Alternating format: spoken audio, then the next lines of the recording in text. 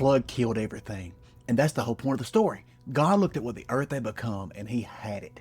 Genesis 7:21 says, every living thing that moved on the earth perished. Every living thing. So turn a few pages to Numbers 13 and you hit a problem. Moses sends out the 12 spies into Canaan and they come back scared to death. They say this, we saw the Nephilim there. Now we know this is one of the oldest puzzles in the Bible. Genesis 6:4 says the Nephilim were on the earth in those days and also afterward. That phrase, and also afterward, is doing a whole lot of work.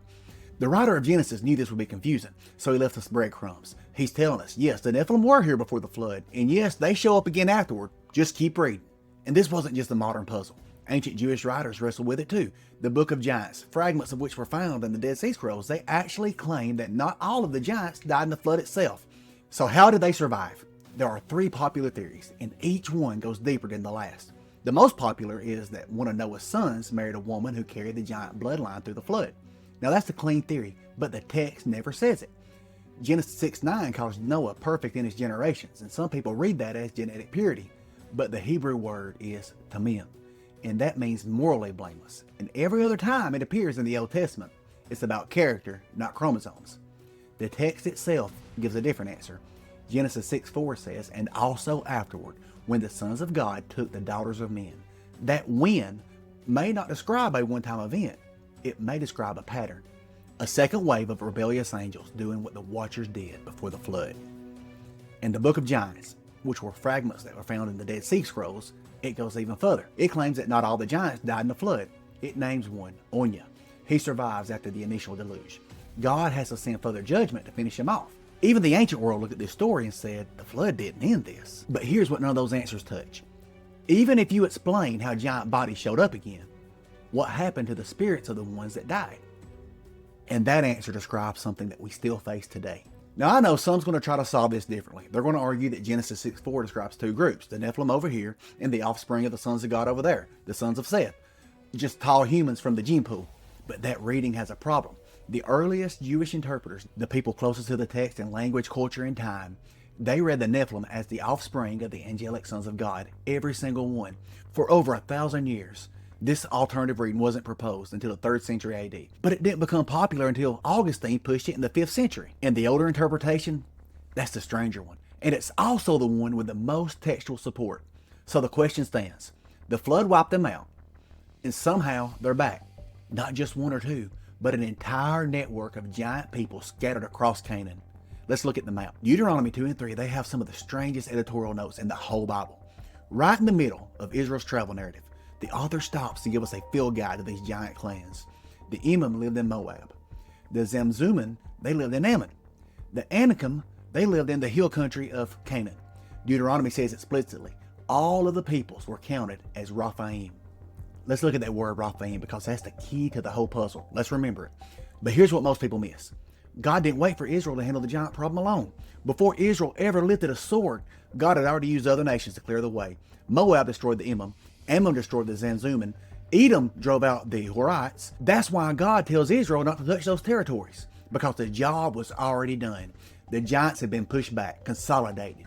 And the last stronghold was Bashan, under one king, Og, the last remnant of the Rephaim. Deuteronomy 3:11 says that his bed measured roughly 13 feet by 6 feet. His territory was centered on two cities, Ashtaroth and Edrei. Now let's see what happens during this conquest. Joshua 11:21 says that Joshua cut off the Anakim from the hill country, Hebron, Debir, Anam. He wiped them out. But verse 22 adds a footnote. No Anakim were left in the land of the people of Israel, only in Gaza, in Gath. And in Ashdod did some remain. Gath. Remember that name? Because a few generations later, a shepherd boy named David is going to walk into a valley and kill a 9-foot warrior from that exact city. You know him, Goliath. But what we often forget is Goliath wasn't alone. 2 Samuel 21 says that David's mighty men killed 4 more giants from Gath, 4 more descendants of the Rapha. We know one of them was Goliath's brother. We also know that another one had 6 fingers on each hand and 6 toes on each foot. David didn't just kill a giant. He and his men finished what Joshua started. The Bible tracks these giant clans across centuries and across borders. It is not random. It is a trail. And it ends with David's mighty men cutting down the last of them. But here's where it gets strange. The word I told you to remember, Rephaim, it doesn't just mean giants. In our Hebrew lexicon, we're going to find the same word in Isaiah 14:9. The king of Babylon dies and he descends to Sheol. And the text tells us that the Rephaim rise to greet him. Shades, ghosts, the spirit of the dead. But wait, there's more. Same word in Job 26:5. The Rephaim tremble beneath the waters. Same word in Proverbs 9:18. Her gifts are in the depths of Sheol among the Rephaim.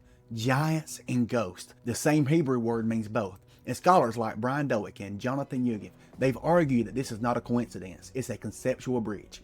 The ancient Hebrews understood that the dead giants didn't just disappear. They existed somewhere as spirits trapped between worlds. That's the hinge. And it opens the door to a text that most of us have never read. The book of First Enoch was one of the most widely read Jewish texts in the centuries before Jesus.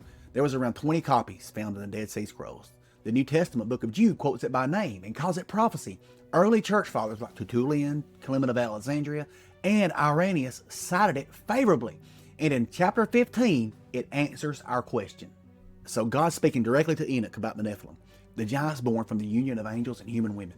Their bodies have been destroyed, but God says their spirits will not be destroyed with them, because the Nephilim were hybrids, part angelic spirit, part human flesh. Their spirits didn't fit anywhere. They can't return to heaven. They're not fully angelic. They can't rest in death like humans can.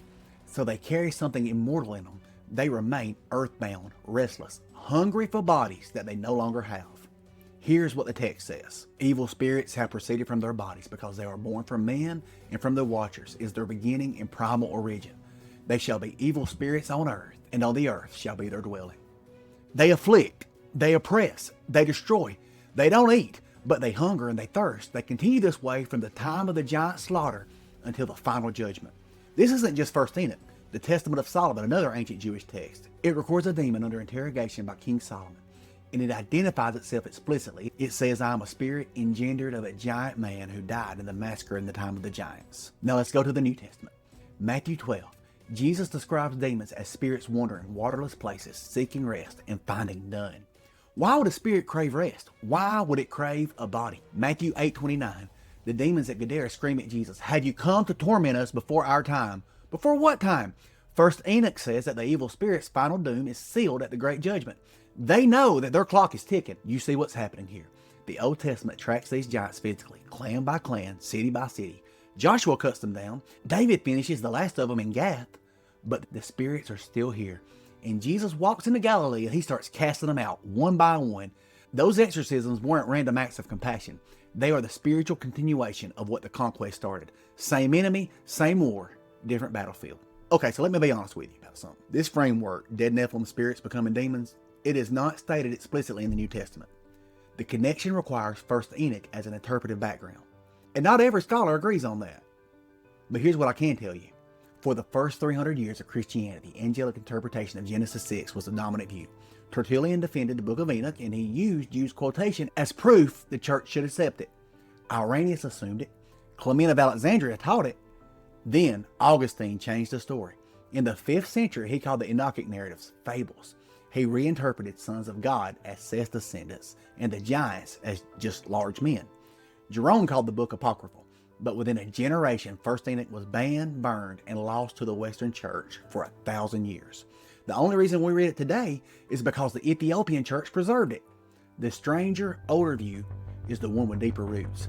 And sometimes, the story behind the story is stranger than anything that we saw on the flannel graph. Now, First Enoch is this important, this widely read, and quoted by name in your New Testament. Why is it not in your Bible? That's the next video. So if you want to see the story behind the story, hit subscribe. I'll see you next time.